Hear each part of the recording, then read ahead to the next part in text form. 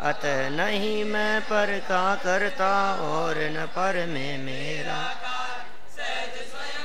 क्रम से होती है मुझ में पर्यायों से दृष्टि पलटती भासित हो गया यक भगवान वस्तु स्वरूप बताया तुमने शत शत वंदन गुरु का वस्तु स्वरूप बताया तुमने शत शत वंदन।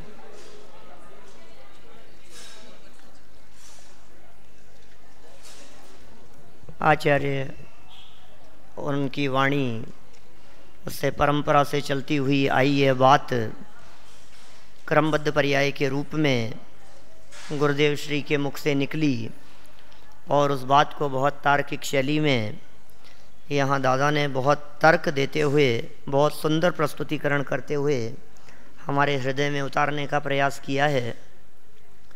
विगत कई दिनों से इसके बारे में चर्चा चल रही है और मैं नहीं समझता कि क्रमबद्ध पर्याय के स्वरूप के संदर्भ में किसी प्रकार की कोई शंका होगी। हाँ, इस पे भरोसा करने के संदर्भ में ज़रूर शंका हो सकती है अभी भी, है ना, लेकिन स्वरूप क्या है क्रमबद्ध पर्याय का, ये तो कम से कम हमारे ख्याल में आ ही रहा है। भरोसा तो भाई जब तक सम्यक ज्ञान न हो तब तक भरोसा नहीं होगा, जब तक भेद विज्ञान न हो, जब तक दृष्टि स्वभाव सन्मुख न हो तब तक ये बात गले नहीं उतरती। बात तो ऐसी ही है, स्वीकार तो करनी ही पड़ेगी। भगवान पर जिसे भरोसा नहीं हो अब उसका तो क्या करें हम। बात तो भगवान के ज्ञान में ऐसी ही झलक रही है। और फिर ये भी तो है कि जब इसकी श्रद्धा होनी होगी तभी होगी। जिनका अभी संसार लंबा है उनको बहुत बार ये बात समझाते हुए भी उनके समझ में आने वाली नहीं है। ये तो जिनका संसार समुद्र का किनारा अल्प रह जाता है उन्हीं जीवों के ये बात समझ में आती है। जिस द्रव्य का जिस क्षेत्र में जिस काल में जिस विधि विधान पूर्वक जैसा होना है वो होकर ही रहता है, उसे इंद्र अथवा जिनेंद्र कोई भी टालने में समर्थ नहीं है। हम उसे टालने के व्यर्थ प्रयास मात्र करते हैं और वे प्रयास भी कुछ सफल नहीं होते, वो असफल प्रयत्न ही समझना चाहिए। आप लोगों को ऐसा लगेगा कि साहब बहुत बार ऐसा देखा जाता है कि हमने किया और काम हो गया, आप मना क्यों करते हो? आप ये क्यों कहते हो कि हमारे करने से नहीं होता? देखो ना, हमने सोचा कि यहाँ से उठ करके हमारे को बाहर जाना है तो बाहर चले गए, हमने सोचा ये काम करना है तो ऐसा कर लिया। हमसे पूछते हैं कि बोलो भोजन में क्या बनाएं, आप कहो तो ये बना दें, आप कहो तो वो बना दें, जो आप खाओ वही बना देंगे। तो है ना अपने हाथ में, ये तो अपने हाथ की बात है, जो चाहो वो बना ले। अरे भैया, सामान्य रूप से ऊपर ऊपर से देखने पर लगता ऐसा ही है। पंडित प्रवर टोडरमल जी साहब ऐसा कहते हैं कि भैया जब तेरे पुण्य का उदय होता है तो तेरी इच्छा के अनुसार कार्य होते हुए दिखाई भी देते हैं। जब पुण्य का उदय होता है तब। इसलिए मैं कई बार ऐसी बात भी कहता हूँ कि तीव्र पुण्य के उदय वालों को समझाना बहुत कठिन काम है। पाप के उदय वालों को तो आसानी से समझ में आती है, उनको समझाना भी सरल है। लेकिन जिनका उदय तीव्र पुण्य का हो, अब उनको ये कहो कि होता स्वयं जगत परिणाम, उनको ये कहो कि तुम्हारे करने से नहीं हो रहा है, ये कैसी बात कर रहे हो? मैं कर रहा हूँ ना, हो रहा है ना, देखो कैसे नहीं होगा। मेरी इच्छा के अनुसार परिवार चलता है, मेरे निर्देशन में चलते हैं, सब साफ साफ दिख रहा है। तुम कह रहे हो नहीं होता है, तुम्हारे कहने से क्या होता है? सब मेरी मानते हैं कि भैया तेरी इच्छा, पुण्य का उदय और बाहर में पदार्थ का परिणमन, ये तीन न्यारी न्यारी चीजें हैं। एक तरफ है हमारी इच्छा और विकल्प, दूसरी तरफ है उस विकल्प और इच्छा के साथ में अंदर में कर्म का उदय, और तीसरी चीज है बाहर में पदार्थ का परिणमन। जब इन तीनों चीजों का सुमेल होता है, इच्छा होवे और वैसा ही कर्म का उदय हो और बाहर में पदार्थ के परिणमन करने की वैसी ही योग्यता हो, इन तीनों का जब सुमेल होता है तो इसे ऐसा लगता है कि मेरे करने से काम हुआ। और इन तीनों का कॉम्बिनेशन बिगड़ जाए, इच्छा तो कुछ होवे और पदार्थ का परिणमन वैसा नहीं होना होवे, उदय प्रतिकूल चले, तो इसको ऐसा समझने का चांस मिलता है कि मेरे करने से नहीं हुआ। लेकिन दर्शन मोह हावी रहता है तो ऐसे प्रसंगों को तो लक्ष्य में लेता नहीं है, और जिनमें उदय अनुसार, पुण्य के उदय अनुसार कार्य होता हुआ दिखाई देता है, उनमें ऐसा समझता है कि हमारे करने से हुआ है। तो पुण्य के उदय वाले तो मैक्सिमम मिथ्या मान्यता का ही पोषण करते हैं। सर्व पुण्य के उदय वालों को ऐसा नियम नहीं बनाना, लेकिन पुण्य के उदय में मान्यता पुष्ट होती हुई दिखाई देती है ना, एक कर्तृत्व की मान्यता का पोषण होता हुआ दिखता है। और थोड़ा पाप का उदय आता है, मैं कुछ चाहता हूं और होता और कुछ है, वो लगता है कि अरे यार क्या करें, चलती नहीं है किसी की, उदय के आगे किसकी चली है बताओ। बड़े बड़े महापुरुष, राजा महाराजा, तीर्थंकर, चक्रवर्ती आदि ऐसे महापुरुषों के जीवन में भी जब हम देखते हैं तो कर्म के उदय के आगे किसी की नहीं चली। यहां तो हम कर्म के उदय को भी कर्ता नहीं कहना चाहते, यहां तो ये कहना चाह रहे हैं कि कर्म अलग था, कर्म का उदय वो स्वतंत्र द्रव्य था, अब बाहर में जो परद्रव्य दिखाई दे रहा है वो अलग द्रव्य है, और दोनों का परिणमन स्वाधीन है। सूर्य का उदय होता है, उस काल में कमल खिलता हुआ दिखाई देता है, तो क्या सूर्य कमल को खिलाता है? बोलो, देखने वालों को तो ऐसा ही लगता है, सूर्य की किरण पड़ने मात्र से वो कमल खिल जाता है। लेकिन भैया उदय बराबर हुए तो काम हुए, वही सूर्य की किरणें उस कमल के पत्तों को जलाने में भी निमित्त बन जाती है। ऐसा लिखा किसी कवि ने, जल से गलता रवि से जलता, कमल जगह छूट जाने से, मित्र अरी हो जाए जगत में अशुभ उदय के आने से। जिस जल में रहकर के वो कमल वृद्धि को प्राप्त होता था, जो सूर्य की किरणें पड़ने मात्र से वो कमल खिल जाया करता था, आज वो कमल थोड़ा सा अपनी जगह से हट गया तो वही सूर्य की किरणें उन कमल के पत्तों को जला रही हैं। वही पानी जिसमें वो वृद्धि को प्राप्त होता था, वो कमल को गलाने में निमित्त बन रहा है। इसी तरह से जब अशुभ कर्म का उदय आता है, जब पाप कर्म का उदय आता है, तो मित्र भी शत्रु हो जाते हैं। कहते हैं ना, घर का भेदी लंका ढाए, भाई भी दुश्मन बन जाते हैं, भाई भी दुश्मन हो जाते हैं और दुश्मन भी मित्र हो जाते हैं। इसमें कौन से आश्चर्य की बात है? देखा जाता है दुनिया में ऐसा, जो मित्र थे वो आज बहुत घनिष्ठ जान के दुश्मन हो गए हैं, और जो कट्टर दुश्मन थे आज मित्र हो गए हैं। कितना स्वाधीन परिणमन है। बस इस स्वाधीनता की स्वीकृति का नाम क्रमबद्ध पर्याय पर श्रद्धा। ये जनागम का आधारभूत सिद्धांत है अकर्तावाद। यदि कोई व्यक्ति ये पूछे कि जैन दर्शन के प्रमुख सिद्धांत बतलाइए, तो सबसे पहले सिद्धांत का नाम है अकर्तावाद। सबसे पहले नंबर पर, टॉप पर रखा जाने योग्य है ये सिद्धांत। अकेला ईश्वर अकर्ता है ऐसा नहीं, एक द्रव्य दूसरे द्रव्य का अकर्ता है, एक परमाणु दूसरे परमाणु का अकर्ता है। इसका मतलब यह है कि हमारी पर में चलती नहीं है और हम जबरन चलाना चाहते हैं। अब चलाना चाहते हैं और चलती नहीं है तो दुखी होता है। यह दुख का कारण है। क्यों दुखी हो रहे हो आप? क्यों परेशान हो रहे हो? मुझे बताओ, इसके अलावा कोई दूसरा परेशानी का कारण हो तो। सारे दुखों की नब्ज पकड़ ली यहां पर, एक ही बात ख्याल में आ गई, क्यों हैं आप दुखी? बोलो। अरे हाँ, क्या बतलाएं, कोई एक दुख हो तो बतलाएं पंडित जी, हम तो परेशान हैं। कोई एक बात थोड़ी ना है, कदम कदम पर परेशानियां दिखाई देती है हमारे को। कोई बच्चे कहना नहीं मानते, काम वाले नहीं आती है, कहीं ये नहीं होता है, वो नहीं होता है, कभी शरीर साथ नहीं देता है, कभी इसकी परेशानी उसकी परेशानी, कितनी झंझटें हैं भाई साहब।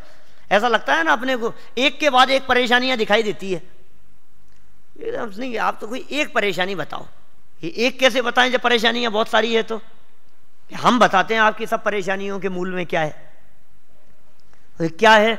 हम बता रहे हैं ना, आपकी सब परेशानियों के मूल में है कि ये काम मेरी इच्छा के अनुसार हो जाए। ये आपकी परेशानी है और वो आपकी इच्छा के अनुसार होता नहीं है।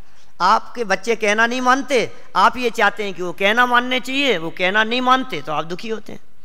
आप ये सोचते हैं कि ये काम वाली छुट्टी नहीं करनी चाहिए, ये छुट्टी करते हैं तो आप दुखी होते हो। आपको ऐसे लगता है कि शरीर ऐसा चलना चाहिए, वो आपके हिसाब से नहीं चलता है तो आप दुखी होते हो। आपको ऐसे लगता है कि बिजनेस बहुत बढ़ना चाहिए, नहीं बढ़ता है तो आप दुखी होते हो। आपको ऐसे लगता है कि शरीर स्वस्थ रहे, वो स्वस्थ नहीं रहता है तो आप दुखी होते हो। आपको ऐसे लगता है दांत नहीं हिलने चाहिए, वो हिलने लगते हैं तो आप परेशान होते हो। वो सब जगह कुल मिलाकर के एक ही बात निकल के सामने आ रही है ना, आप जो चाहते हो वो होता नहीं है। तो यहां ये कहना चाह रहे हैं कि पदार्थों का परिणमन तेरी इच्छा के अधीन नहीं है, किसी का परिणमन तेरी इच्छा के अधीन नहीं है। अब पदार्थों का परिणमन अपनी योग्यता से होता है, तू उसे अपनी इच्छा के अनुसार परिणमाना चाहता है, वो पदार्थ तेरी इच्छा के अनुसार परिणमता नहीं है तो तू दुखी होता है। तो फिर क्या करेगा? सुखी होने का उपाय क्या है? कि सुखी होने का उपाय ये है कि उसका जैसा परिणमन हो रहा हो उसे सहज भाव से स्वीकार करो, ये सुखी होने का उपाय। होता स्वयं जगत परिणाम, उसका जैसा परिणमन हो रहा है उसकी सहज भाव से स्वीकृति है कि सुखी है, आनंद मानते हैं। कितना सहज उपाय है ये। जे जे जड़ चेतन की परिणति ते अनिवार्य परिणमे वैसे, तू वृथा चढ़ कर विकल्प यूं नहीं परिणमे परिणमे ऐसे। वृथा करता है, मूर्खतापूर्ण विकल्प करता है, यूं नहीं परिणमे ऐसे परिणमे, ऐसा क्यों परिणम रहा है, ये इधर क्यों जा रहा है, ये ऐसा क्यों हो गया। धूप पड़ती है तो कहता है इतनी तेज धूप क्यों पड़ रही है, बरसात होती है तो कहता है ये बरसात क्यों हो रही है, ठंड होती है तो कहता है ये ठंड क्यों हो रही है। शरीर तेरे हिसाब से नहीं चलता तो कहता है ये मेरे हिसाब से क्यों नहीं चल रहा, ये ऐसा क्यों नहीं हो रहा। अरे तो मूर्खतापूर्ण विकल्प करता है, कौन कौन तेरे हिसाब से चलेगा। बड़े दादा ने बहुत सुंदर पंक्तियां लिखी, इन भावों का फल क्या होगा पुस्तक में। उन्होंने लिखा, माली चाहे बरस ना, धोबी चाहे धूप, साहू चाहे बोलना, चोर चाहे चुप। अब बोलो किसके हिसाब से चले दुनिया। माली तो ये चाहता है, किसान तो ये चाहता है कि खूब बरसात हो तभी तो फसल अच्छी होगी, लेकिन धोबी ये चाहता है कि धूप निकले, भाई साहब बरसात नहीं होनी चाहिए, मेरे कपड़े नहीं सूख रहे हैं, कलप नहीं लग रही है।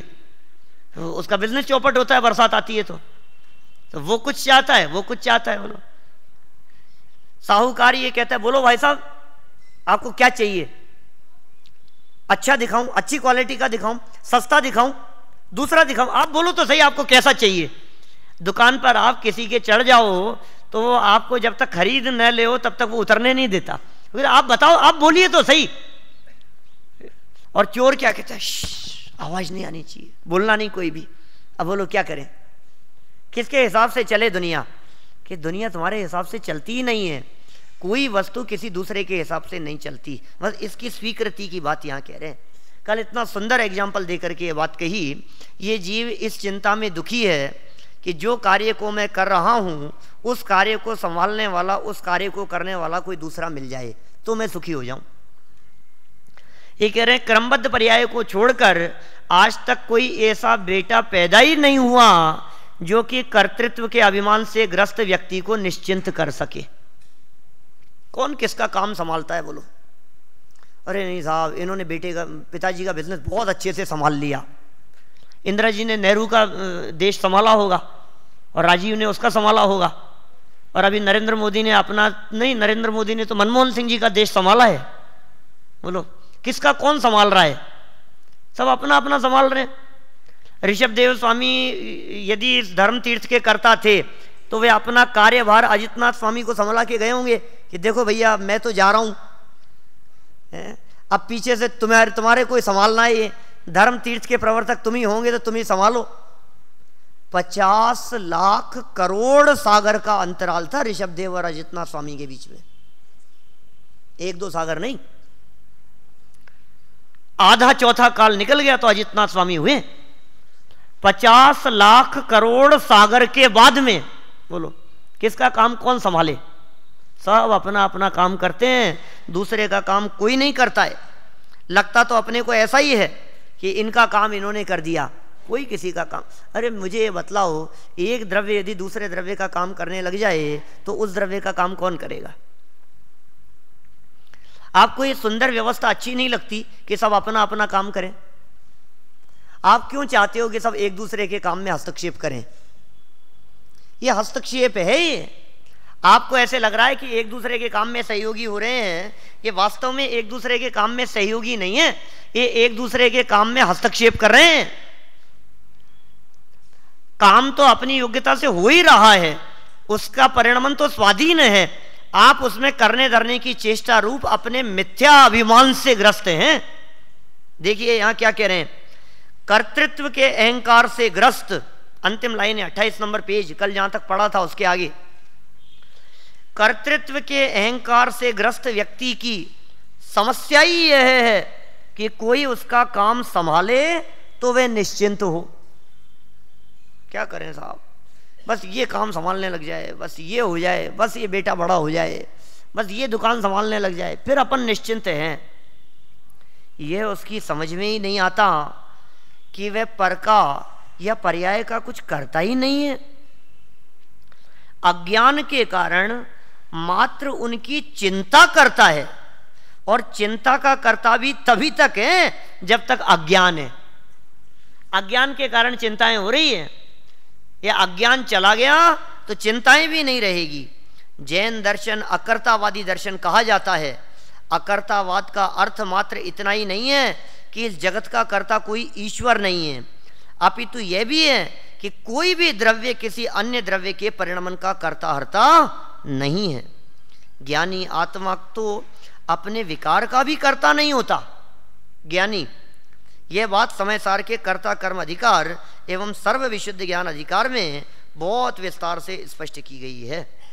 मतलब ये कर्ता कर्म अधिकार और ये यहाँ अधिकार, सर्व विशुद्ध ज्ञान अधिकार की पंक्तियां प्रस्तुत कर दी नीचे, कि सब अपने परिणाम से ही उत्पन्न होते हैं, अपने परिणामों के ही कर्ता हैं। इस बात को सिद्ध किया।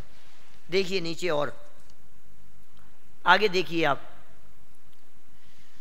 पेज नंबर 30 पर आ जाइए। कि साहब सब अपने अपने परिणामों के कर्ता हैं, इस पर कोई ये कहे कि न सही पर के परिणमन का कर्ता। बोलो, बहुत मार्मिक पॉइंट दिया यहाँ। कोई ये कहे कि साहब आप कह रहे हो सब अकर्ता हैं, पर के कर्ता नहीं है। ठीक है, चलो तुम्हारे कहे अनुसार मान भी लें हम ये बात कि हम पर के कर्ता नहीं हैं। हम दुकान चलाने वाले नहीं है, बिजनेस करने वाले नहीं है, घर गृहस्थी को संभालने वाले नहीं है। आप इतने दिन से समझा रहे हो, हम मान लेते हैं, चलो कोई बात नहीं, ठीक है। 7 दिन हो गए अपने को चर्चा करते हुए, आपके कहे अनुसार हमने मान भी लिया कि हम पर के कर्ता नहीं हैं। पर अपने परिणमन का कर्ता तो मैं हूं ही, पर का नहीं सही, अपना तो कर सकता हूं ना, दूसरे का काम नहीं करूं, अपना भी नहीं कर सकता क्या? उससे कहते हैं कि अवश्य हो। देखो देखो आ गए ना लाइन पर आगे, अपने कर्ता तो हमें है ही ना, कि हाँ हाँ हो, लेकिन सुनो तो सही। क्योंकि प्रत्येक द्रव्य अपने परिणमन का कर्ता भोक्ता तो है ही, पर इसका आशय यह नहीं कि सर्वज्ञ के ज्ञान में आपका जो भावी परिणमन झलका है, आप उसमें कुछ फेरफार कर सकते हैं। कि साहब ये क्या मतलब हुआ? आप कर्ता तो हैं लेकिन सहज करता हैं, आप करता तो हैं लेकिन फेरफार करता नहीं है। क्या गजब बात कह रहे हैं, करता भी हैं और अकर्ता भी है। देखो, जिसे हम ये कह रहे हैं कि आप अपने कर्ता हो, मैं ही मेरा कर्ता धरता, दादा ने कीर्तन में लिखी ना ये बात, मैं ही मेरा कर्ता धरता, ये बात भी बिल्कुल सही है। और अकर्ता है ये बात भी 100% सही है, और सहज करता है ये बात भी अपने आप सही है। सारी बातें सही है, मर्म समझना पड़ेगा बस। करता है का अर्थ ये है कि अपने सहज होते हुए परिणमन का करता है, और अकर्ता है का अर्थ ये है कि फेरफार का करता नहीं है। कि साहब ये जो आप अकर्तापन की बात कह रहे हो, क्या ये बिल्कुल ऐसा ही है स्वरूप? क्या 100% हम अकर्ता ही हैं? फिर जो कर्ता धर्ता दिखते हैं उनका क्या होगा? आप समझा रहे हो और हमारे समझ में आ रही है, फिर इन बातों का क्या होगा? आप बतलाओ, आप ही समझाओ। आप समझा रहे हो और समझ में आ रही है ना, आप पढ़ा रहे हो और हम पढ़ रहे हैं ना, ये बात तो समझ में आ रही है बिल्कुल साफ साफ हमारे को, और आप इसका निषेध कर रहे हो कि भैया तुम्हारी अपनी योग्यता से समझ में आती है, हमारे समझ में से नहीं आती, समझाने से नहीं आती। दुनिया में कोई अध्यापक, कोई प्रोफेसर इस बात का गर्व नहीं कर सकता कि मैं समझा सकता हूं, इस बात की गारंटी नहीं ले सकता कि मैं समझा सकता हूं। बोलो, मैं एक सिंपल सा तर्क देता हूं इस बात के पीछे। मुझे ये बात बतलाओ कि यदि किसी अध्यापक के समझाने से ही समझ में आए और कोई अध्यापक इस बात पर गर्व करे, अरे मैंने अच्छे अच्छों को समझा दिया। हमारा बच्चा मान लो बहुत नालायक है और हम उसको ले जाएं किसी मास्टर जी के पास में, हमने सुना था उनका एक बार लेक्चर और उन्होंने कहा था कि हमने अच्छे अच्छों को लाइन पर ला दिया, अच्छे अच्छों को सीधा कर दिया। ऐसा सुनकर हमने उनके पास जाकर उनके स्कूल में अपने बच्चे का एडमिशन करा दिया। हो सकता है ऐसा कि साहब ये बहुत ऐसा है, अब आपके भरोसे है, अरे साहब चिंता मत करो, आप देखना मेरे सानिध्य में पड़ेगा तो इसको लाइन पर ला दूंगा। कि ठीक है साहब, अब ला देंगे ना लाइन पर, अब तो लाइन पर आ जाएगा कि नहीं? अच्छा बतलाओ, यदि वो लाइन पर आ जाए और सब बच्चों को पढ़ाने से, अध्यापक के पढ़ाने से वे लाइन पर आ जाते हों, तो कभी भी ऐसी नौबत नहीं आनी चाहिए कि स्कूल से, कॉलेज से किसी को निकाला जाए। बतलाओ, ऐसा होता है ना, ऐसी घटनाएं तो घटती है महाविद्यालय से निकालने की। क्यों? पहले एक बार समझाते हैं फिर नहीं समझता, फिर दूसरी बार समझाते हैं फिर नहीं समझता, फिर 2-4 बार और समझाते हैं फिर नहीं समझता, फिर डांटते हैं, पनिशमेंट देते हैं फिर नहीं समझता, फिर घर पर चिट्ठी लिख देते हैं, फिर घर वालों को बुला करके समझाते हैं, फिर कोशिश करते हैं फिर नहीं समझता, फिर अंत में आकर के नाक में ऐसा दम होता है कि कहते हैं अब हमारे बस की बात नहीं है कि ले जाओ अब इसको तुम्हारे साथ में। क्या?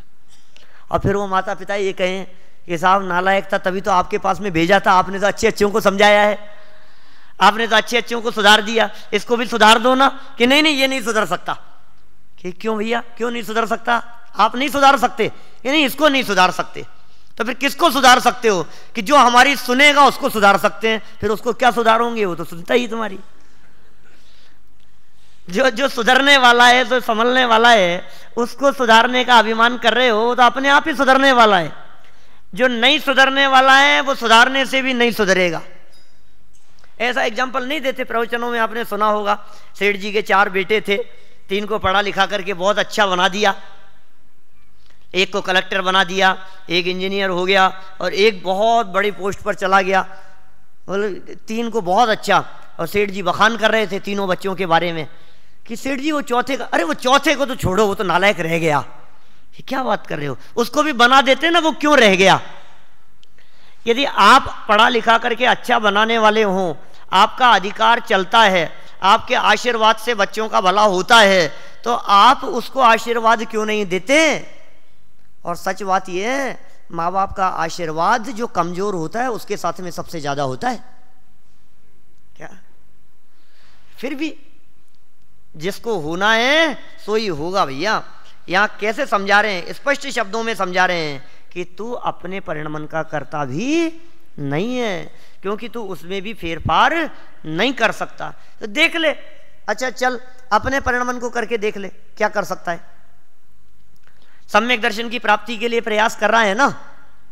देखो, देह का परिणमन तो अपना परिणमन है ही नहीं, शरीर का परिणमन तो हमारा परिणमन नहीं है, शरीर की अवस्थाओं के कर्ता धर्ता तो हम नहीं है।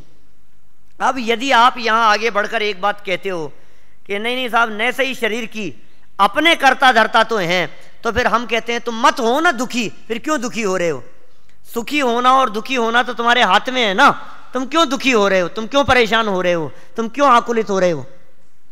कर लो सम्यक दर्शन ज्ञान चारित्र की प्राप्ति, कर लो जीवन में मोक्ष मार्ग प्रकट, और आज ही सिद्ध बन जाओ ना। सिद्धों का गुणानुवाद क्या कर रहे हो? जाकर के बैठ जाओ सिद्धालय में आज ही, लेकिन नहीं बैठ पा रहे हो, नहीं कर पा रहे हो, नहीं बदल पा रहे हो, ये तुम्हारे हाथ में नहीं है, तुम बेबस हो, तुम लाचार हो। इसलिए हम ये कह रहे हैं कि तुम उस लाचारी और बेबसपने को छोड़कर उसमें सहज हो जाओ। जिस रास्ते चल रहा है ये, उस रास्ते तुम भी उसके साथ साथ में हो जाओ तो आनंद मनाओगे। ये अकर्तापन की सहज स्वीकृति क्यों नहीं है, ये कर्तापन का इतना भार क्यों है? इसमें आगे चल करके बहुत सुंदर एग्जाम्पल दिया। एक तो वो बड़े ज़्यादा कई बार एग्जाम्पल देते हैं, इसमें भी लिखा है आगे 25-50 पेज बाद में आएगा, अपनी दैनिक कक्षा जो चलेगी उसमें अपन उसकी चर्चा करेंगे। वजन तोलने वाली मशीन का एग्जाम्पल देकर के बात कही देते हैं बड़े दादा के मुख से, तो कई बार सुना होगा आप लोगों ने सुना है। माने जहां कहीं पर भी कोई करने धरने वाला होगा क्या, वो व्यवस्था अच्छी नहीं हो सकती। ऑटोमेटिक व्यवस्था की आप बराबरी कर ही नहीं सकते। आपको सबको ऑटोमेटिक सिस्टम ही इतना पसंद आएगा जिसकी हद नहीं है। लेकिन पता नहीं यहाँ जब हम वस्तु स्वरूप की बात करते हैं तो आपको ये ऑटोमेटिक व्यवस्था क्यों नहीं पसंद आ रही है। हम कह रहे हैं 6 द्रव्य हैं, जीव, पुद्गल, धर्म, अधर्म, आकाश और काल, और इन 6 ही द्रव्यों की ऑटोमेटिक स्व संचालित व्यवस्था है। ये आपको क्यों नहीं समझ में आ रही है? आपको ऐसे लग रहा है मेरे अधिकार छीन लिए गए हों। अब हम ये कह रहे हैं एक बार थोड़ा सा ऐसा देखो, करने धरने की व्यवस्था देखो। हम कह रहे हैं कि यदि कोई शरीर की संरचना करने वाला व्यक्ति होता तो इतना सुंदर शरीर की संरचना नहीं कर पाता।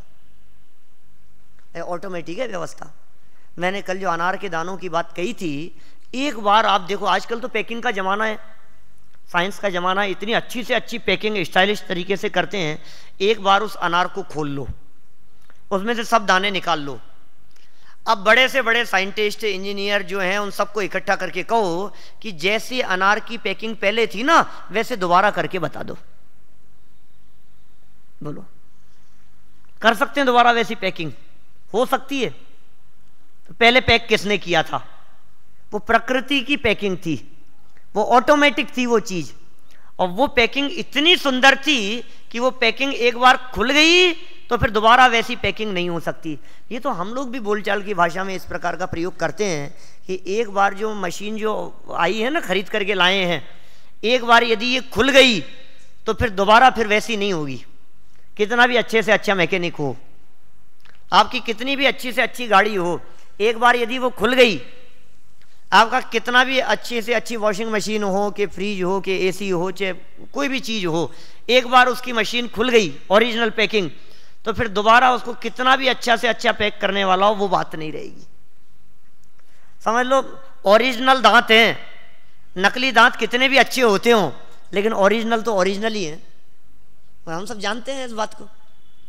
आपका ओरिजिनल हार्ट, और पूरा का पूरा आजकल रिप्लेसमेंट हो जाते हैं ना, हर चीज रिप्लेसमेंट हो जाती है, आंखें बदल जाती है, कान बदल जाते हैं, हार्ट बदल जाता है, घुटने बदल जाते हैं, दांत बदल जाते हैं, सब चीज बिल्कुल शरीर का हर अंग बदल जाता है, लेकिन फिर भी जो ओरिजिनल है उसका मुकाबला नहीं है।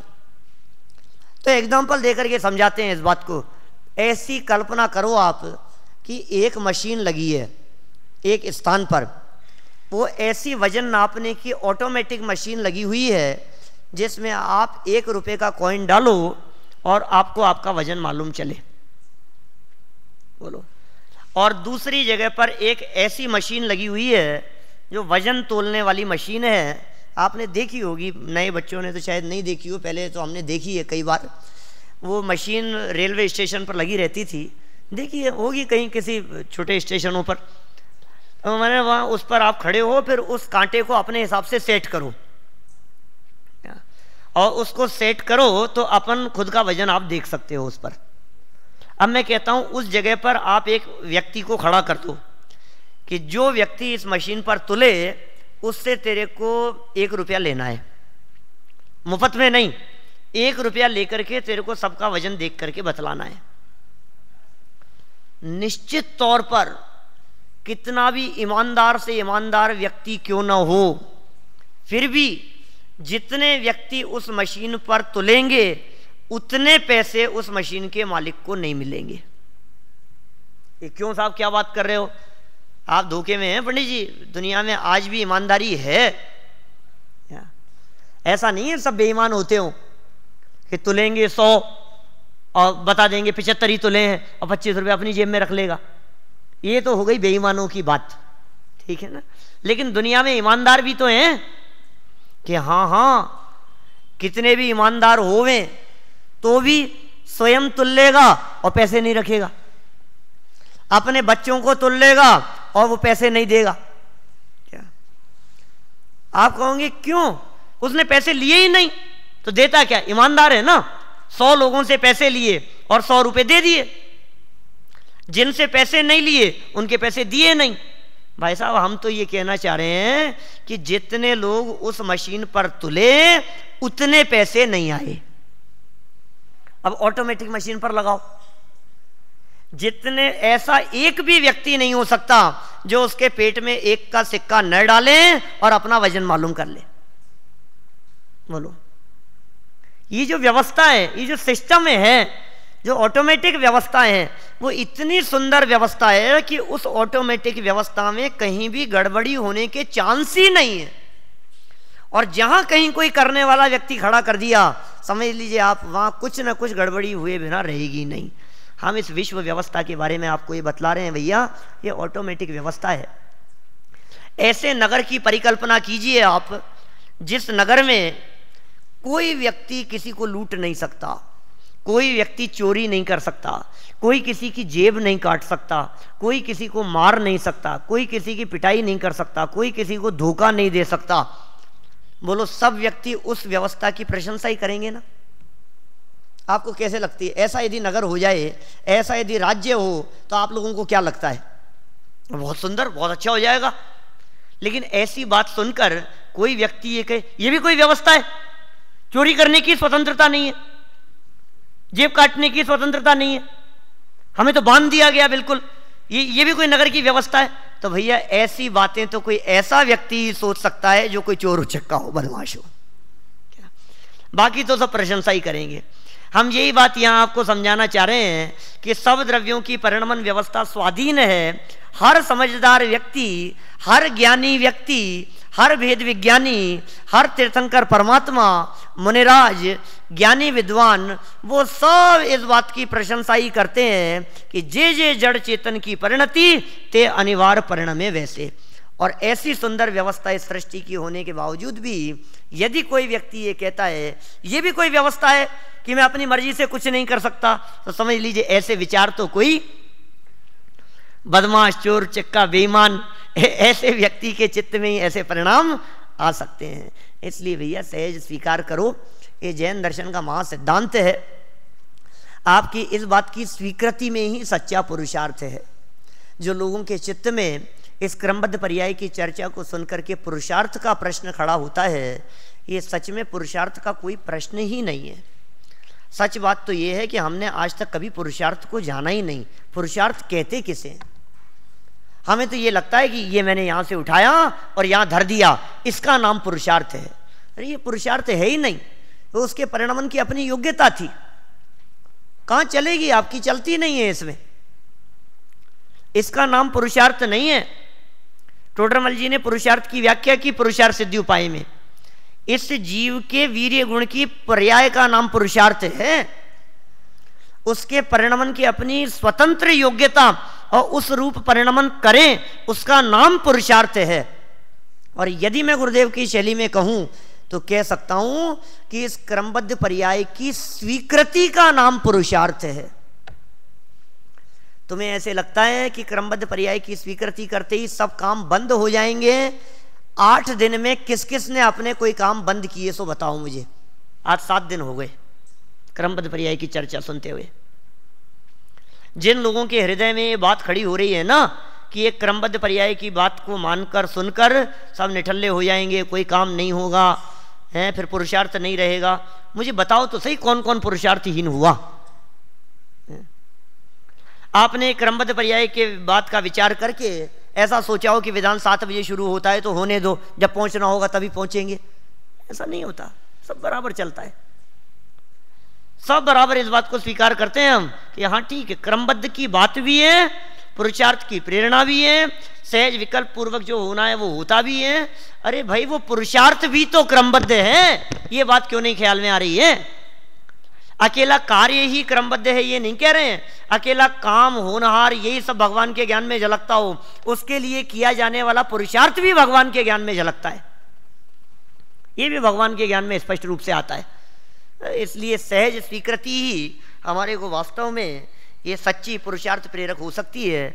इसकी स्वीकृति पूर्वक ही दृष्टि स्वभाव सन्मुख होती है। 2 मिनट और लेना चाहता हूं आपके इसी प्रसंग में। जब तक जिस कार्य को करने का विकल्प हमारे माथे पर होता है तब तक हमें उस काम को करने के विकल्प आते हैं। बिल्कुल प्रैक्टिकल देखिए आप। और जब आपको इस बात का पता लगता है कि इस काम की जिम्मेदारी इसने संभाल रखी है तो आपके माथे पर विकल्प नहीं आता। जैसे बड़े बड़े आयोजन होते हैं ना, जैसे अपना सिद्ध चक्र विधान का आयोजन है, इसमें भी सबकी अपनी अपनी जिम्मेदारी है, सबके पास अपनी अपनी व्यवस्था है।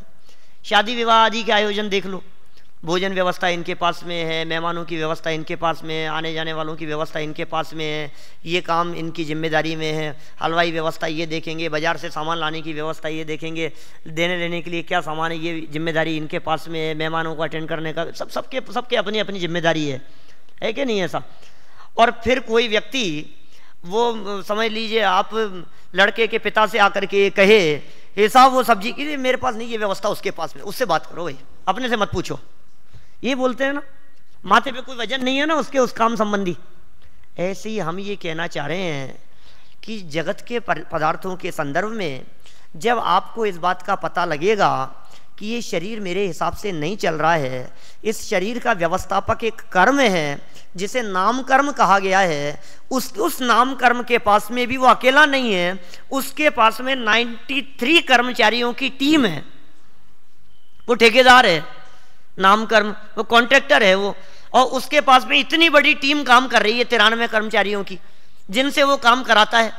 अब जब हमारे को इस व्यवस्था का पता लग गया और वो अपना काम करने में पूरी तरह से जिम्मेदार है, तो फिर हमें क्यों विकल्प आएगा उसको करने का? वो जिम्मेदारी सौंप रखी है हमने दूसरे के पास में। ये सब ज्ञान का क्षयोपशम, ये ज्ञानावरणी के पास में जिम्मेदारी दे रखी है कि ये अनुकूल प्रतिकूल संयोग ये वेदनी के पास में जिम्मेदारी दे रखी है। शरीर सुंदर बदसूरत जैसा होना है ये नाम कर्म के पास में जिम्मेदारी दे रखी है। जिंदा कब तक रहना है कि तू निश्चिंत रहे, आयु कर्म तेरे को निश्चिंत कर रहा है कि जब तक मैं बैठा हूं तेरा कोई बाल भी बांका नहीं कर पाएगा। कि नहीं साहब मर जाऊंगा तो कि तू चिंता मत कर, जिस दिन पूरा होना होगा उसी दिन पूरा होगा, कोई तेरा कुछ नहीं बिगाड़ सकता। अब क्यों विकल्प करेगा? सारी सृष्टि से विकल्प टूट जाते हैं, और जब पर के करने धरने संबंधी सर्व विकल्प टूटते हैं, जब बाहर में कोई काम नहीं रहता है तो दृष्टि पर से हटकर स्वभाव सन्मुख हुए बिना नहीं रहती। और दृष्टि जब स्वभाव सन्मुख होती है तो जीवन में मोक्ष मार्ग का प्रारंभ हो जाता है। ये सिद्ध चक्र विधान करने का फल मिल जाएगा। क्रमबद्ध पर्याय की श्रद्धा का अर्थ ये है, यदि ये क्रमबद्ध पर्याय हमारे जीवन में उतर गई, ये श्रद्धा और ये भरोसा यदि हमारे को हो गया एक क्षण मात्र के लिए भी, तो समझ लीजिए सिद्धों की श्रेणी में आने वाला जिनका नाम है, ये दशा हो जाएगी। हमारा नाम भी उन सिद्धों की श्रेणी में आ जाएगा, अल्पकाल में सिद्ध दशा प्राप्त करने के अधिकारी हो जाएंगे। तो इस तरह से इस महासिद्धांत को और अकर्तावाद को समझकर हम सभी अपने जीवन में उतारें, और इसके विकल्प मात्र से ही जब सुख हो जाता है तो इसको जीवन में उतार कर परम सुख की प्राप्ति करें। इसी भावना से मैं बात को विराम देता हूँ। शेष चर्चा।